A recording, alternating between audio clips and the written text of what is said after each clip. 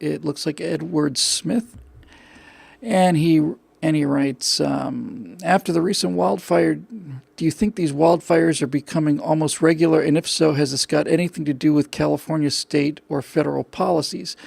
I have a feeling that there's more to why they're happening than rainfall patterns and the popularity of eucalyptus trees.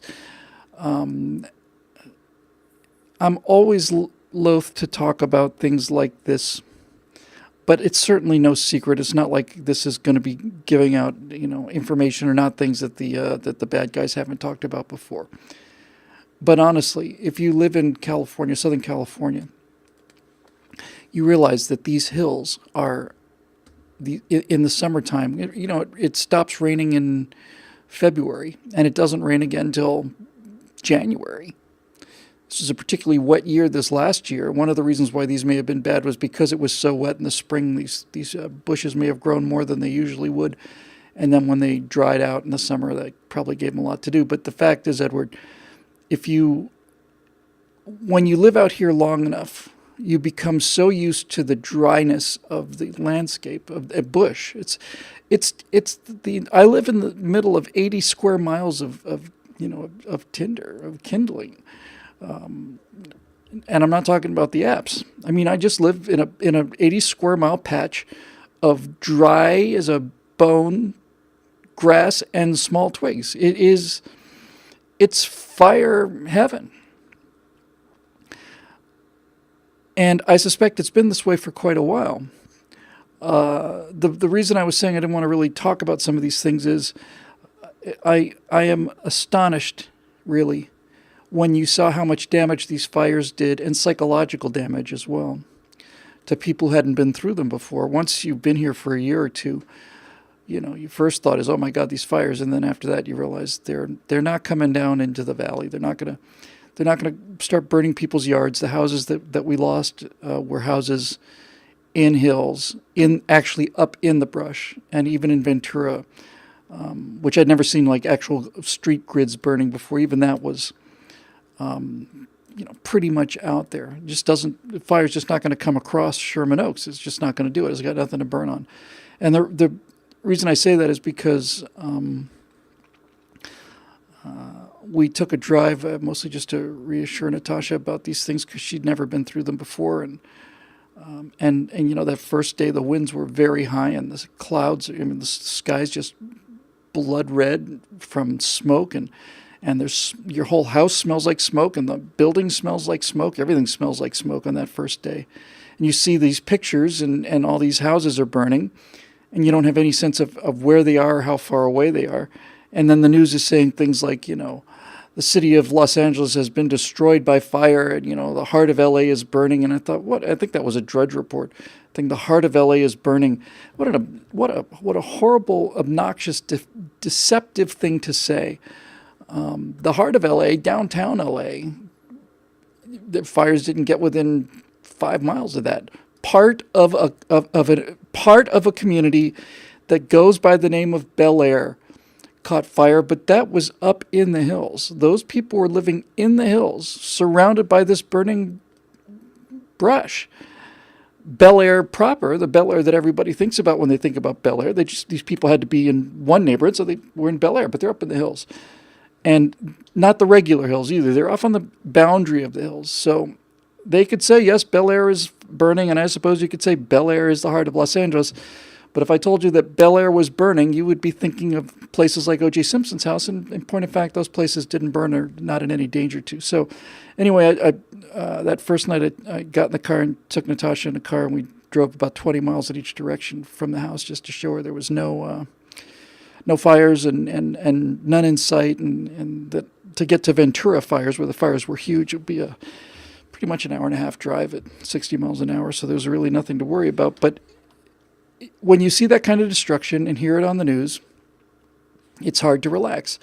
Now you've been through it once or twice, you realize, by the way, it's always the same, right? The fires start burning and it's news and everybody's hysterical about it. And then 2 or 3 days go by and then it's not news anymore. Fires are still burning, but it's not news anymore. I have a friend whose house was about a quarter mile away from one of the fire lines when they finally got it under control.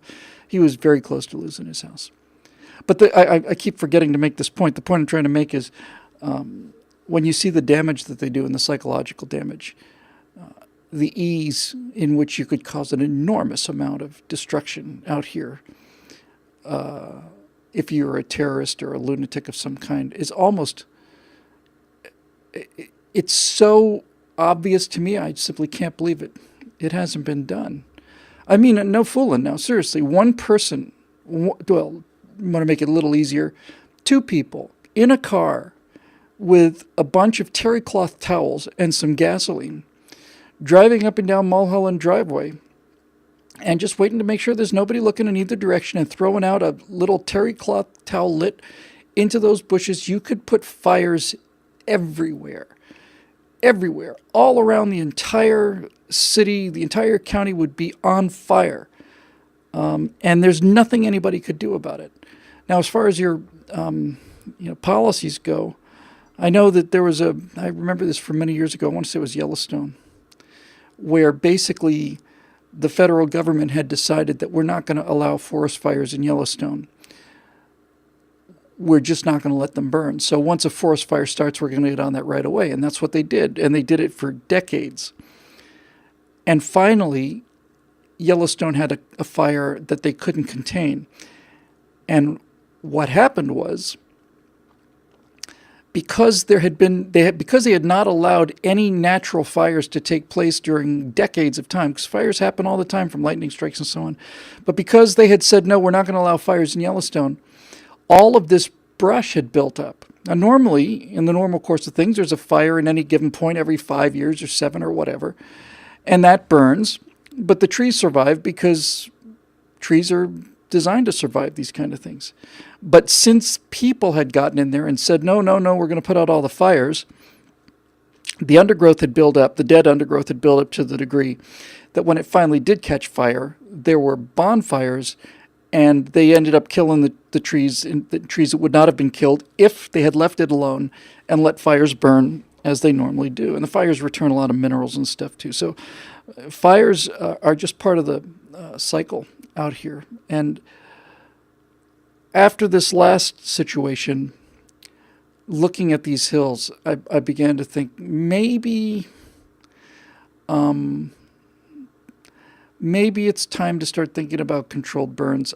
Even then, I don't think it's going to work because, right now, if you drive from this studio to LAX, you'll see parts of what was the Skirball fire. It was some of the most dramatic footage of people in their cars going on the 405 freeway.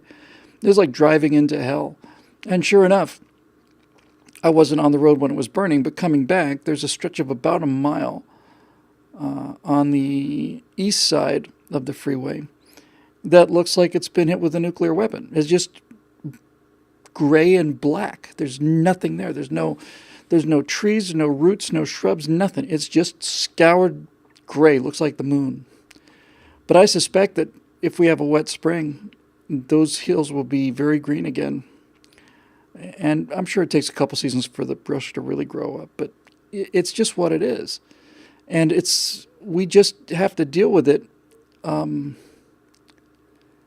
the way that everybody else deals with things. It's interesting to find a place that has no natural catastrophes. I'm sure there are some places, but here in California, it's fires if you live in the hills, and it's earthquakes. There's nothing you can do about the earthquakes either. All my time spent in Florida and Bermuda, those were hurricane risks. Middle of the country's tornado risks. And obviously there are things like blizzards and all the rest in the Northeast. And it's flooding in certain places and all the rest of it. It's just what you get out here. But it is so dry out here that when I went back to Florida in 1993, I got out here in 88 and I went back in 93 to do this sketch comedy show. When I actually got into Florida, I was driving down the last stretch back to Gainesville on I-75, and there was just it had rained recently, and there was just on the side of the road, down an area. It was just this giant puddle of rainwater, which I'd seen every day of my life growing up in Florida. And I almost stopped the car. It's like, look at that. My God, water. Water sitting on the ground just like that. Just a wet patch of water. And everything's green. We forget that Los Angeles is a desert. And so, yeah.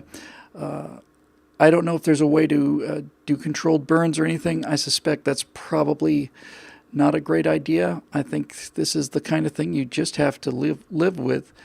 And while there's a number of reasons why I wouldn't want to buy a house in this state, I would never, ever buy a house in the foothills or in the canyons specifically because of this. One final thing on this, by the way.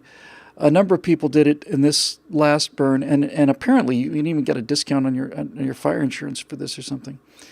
But people who fought the fires on their own houses with fire hoses are usually successful. It's risky, obviously, because you can get caught behind the fire line, and that's a bad way to go. But what many people don't realize is that out here, when houses burn, they burn from the top down. That took a long time for me to really understand. You think that the fire spreads from house to house and just, burns somebody's house and then burns the house next to it and stuff, but that's not how it works at all. The houses burn from the roof down. These fires put out enormous, huge numbers of these very hot embers.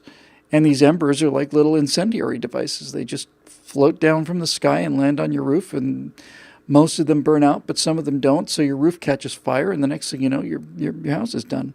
And so people who would get up on the roof with a fire hose and put out those embers, those houses were fine. The problem is, number one, as I said, you don't want to get caught behind the fire line, not be able to get out. Smoke is a real problem. That could kill you.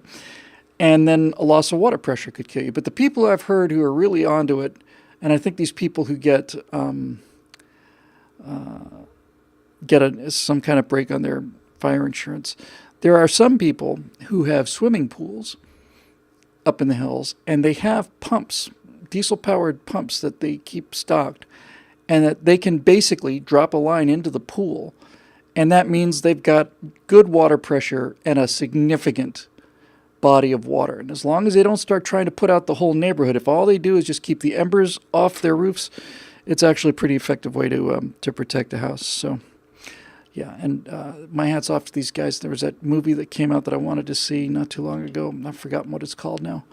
About these, I think it was 19, was it? Forest firefighters who died a couple years ago. They all together, they just got caught. And I really want to see that movie. I'll probably wait till it shows up on iTunes or something like that. Okay, let's see, moving on.